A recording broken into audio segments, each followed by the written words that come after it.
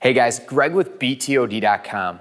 If you're looking for a new standing desk, chances are this is the first one you've purchased. What if I told you most people who purchase their first standing desk make the same mistakes? In today's video, we're going to cover the top 8 mistakes you shouldn't make when buying your first standing desk. Confused about standing desk? BTOD TV is your #1 standing desk resource. Subscribe today so you don't miss out on any of our great content coming up.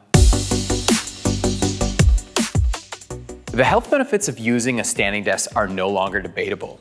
Avoiding these most common buying mistakes will ensure that you're able to use your standing desk sooner. The first mistake to avoid is buying a standing desk that's either too small or too big.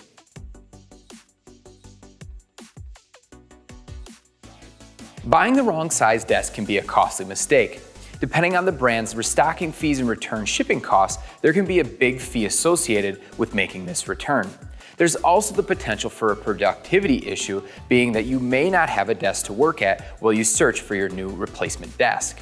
A few tips when selecting the best size standing desk for your needs. The first is to consider the things that will be on your desk, things like your monitors, maybe your computer, and a printer.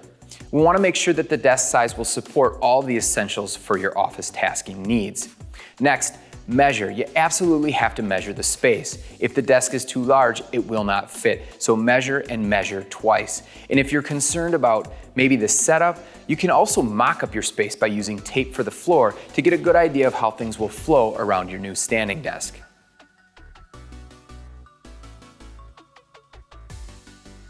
Most DIY standing desks include a commercial frame from a brand available either online or locally, and a surface that's either made by the end user or purchased elsewhere. But what happens when that surface that you plan on using doesn't work out? Buying a standing desk top alone from most of the standing desk brands available is an expensive venture, and a lot of this is associated with the shipping cost to ship just the surface. It's important to know for sure that you have located a top before buying just a standing desk frame.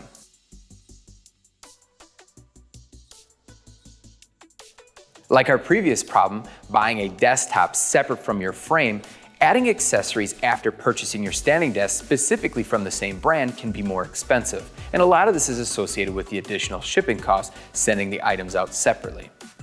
Something else to consider is the assembly process. When building your standing desk, you'll be doing it upside down, and drilling down into the surface is much easier from this position than when the desk is upright and it's fully functional.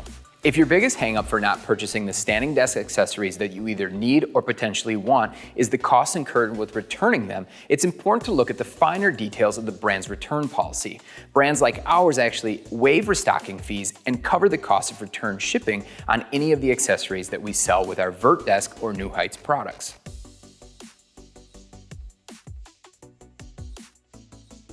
One of the biggest misconceptions in the standing desk category is that heavy or high lifting capacities equals better quality, better stability, or even potentially a longer lifetime for that product. The truth is that many of the brands actually change and alter the OEM or original manufacturer's weight capacity for the product. Something to consider when purchasing your next standing desk is how much weight you'll actually need. Think about the things on your desk and potentially add 10 to 20% just to be on the safe side, and don't forget to include the weight of the work surface. For most users, this is likely to be somewhere in the neighborhood of 75 to even 100 pounds, plus the weight of a work surface, which on average is maybe 40 to 50 pounds.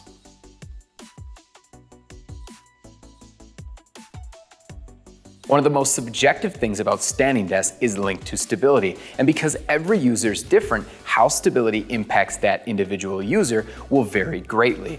One thing to consider though is stability is not something that's easily fixed. In fact, it's not something that the end user can generally fix once they've received their desk. You must consider how you'll be using your standing desk to know if this is something that will impact you. Things like hard typing, potentially gaming with mousing, and also leaning on your desk can greatly impact your desk stability. And if the desk isn't stable, you're more likely to notice.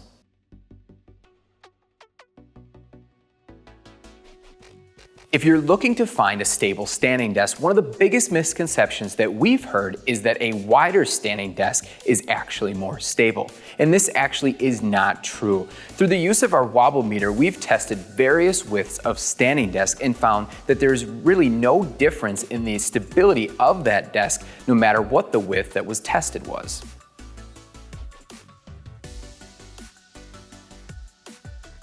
A second misconception with standing desks is that all standing desks are the same, and it's understandable. At face value, when we look at the outside of a desk, they're all made with steel or aluminum tubes that look very similar, especially in pictures. But the truth is, we can't expect for $400 to be the same and to perform the same as $1,500 desks. When we realize that there's a lot of new brands coming on the market every day, with most of them claiming to be premium quality, best stability available, we have to take pause. Leaders in the field such as OMT Vail, Linac, and even New Heights have a reason for their higher price tag, and this comes down to the premium components found within the standing desk. Does this mean that a $400 standing desk won't work for you, or that you absolutely need a $1,500 standing desk?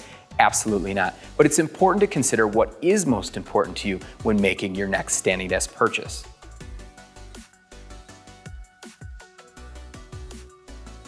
The last common mistake that standing desk purchasers make is not considering how their new standing desk will be shipped.